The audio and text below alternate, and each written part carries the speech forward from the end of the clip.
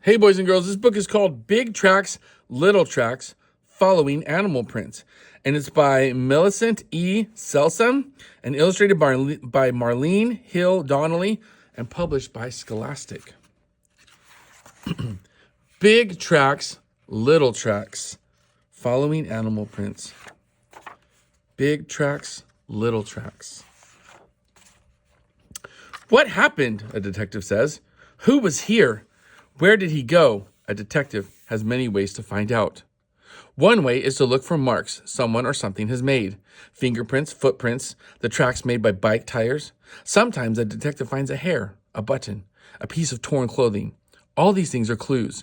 They help a detective answer these questions. What happened? Who was here? And where did he go?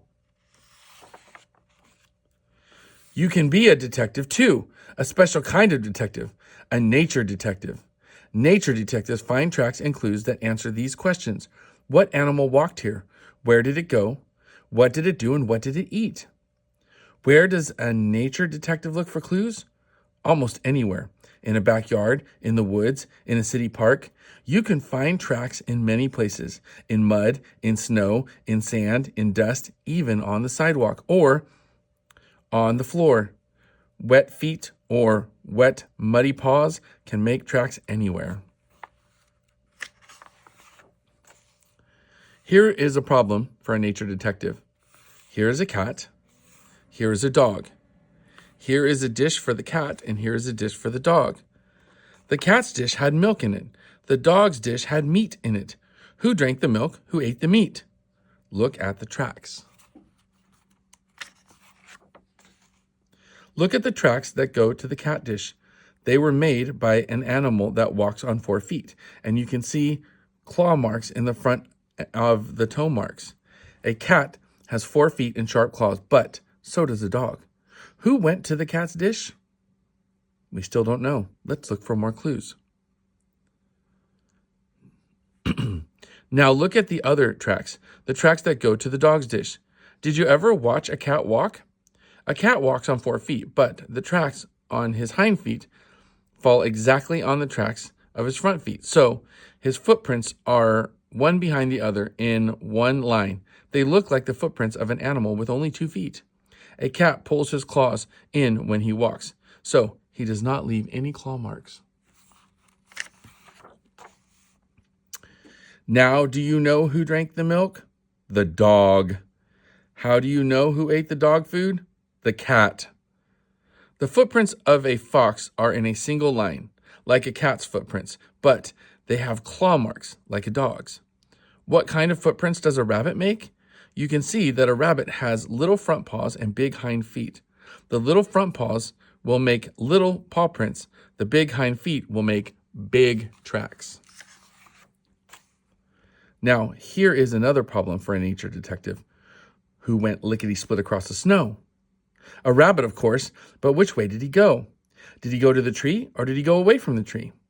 It looks as if he went toward the tree because here's the back of the rabbit and here's the front of the rabbit and he's going this way. You can see the marks of the front paws ahead of the big hind feet. But do you know how a rabbit jumps? Look at that. When a rabbit jumps, he puts his big hind feet ahead of his front paws. What happened here on a snowy day? You can see the rabbit tracks in the snow. You know which way they are going. All at once, the rabbit tracks are far apart. This means the rabbit began to take big jumps. He was in a hurry. Why? Did you see those tracks coming out of the woods? Those footprints have claw marks like a dog's, but they are in a single line like the tracks of a cat. Who could have made those tracks? There's only one answer. A fox. You know why the rabbit was in a hurry? Did the fox catch the rabbit?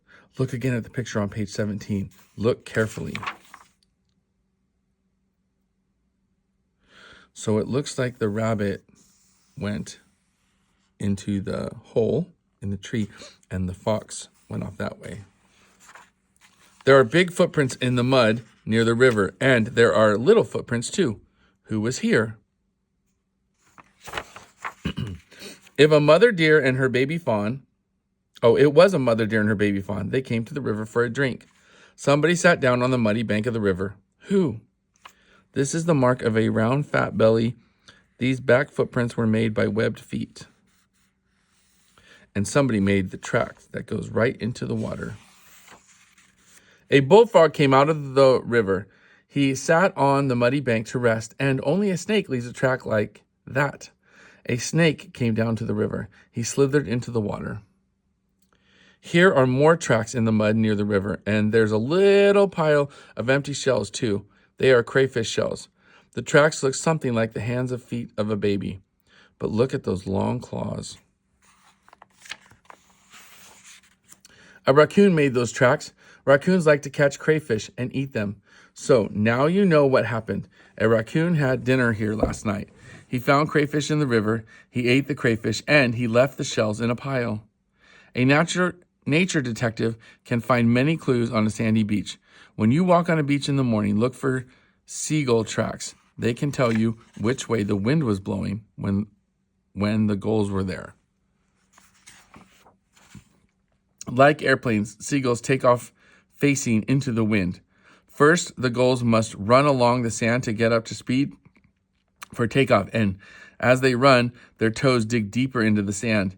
Here, all the gulls' toe tracks are in a line facing east, so you know that the wind came from the east. Tracks are good clues for a nature detective, but there are other clues too. Who lives here? Who ate here? A nature detective learns to look and listen and smell. She can find clues in a backyard, in the woods, or in a city park. Who made that smell? Do you know who made these tracks? There's a dog, a cat, a fox, a rabbit, a deer, a frog, a snake, a raccoon, and a seagull.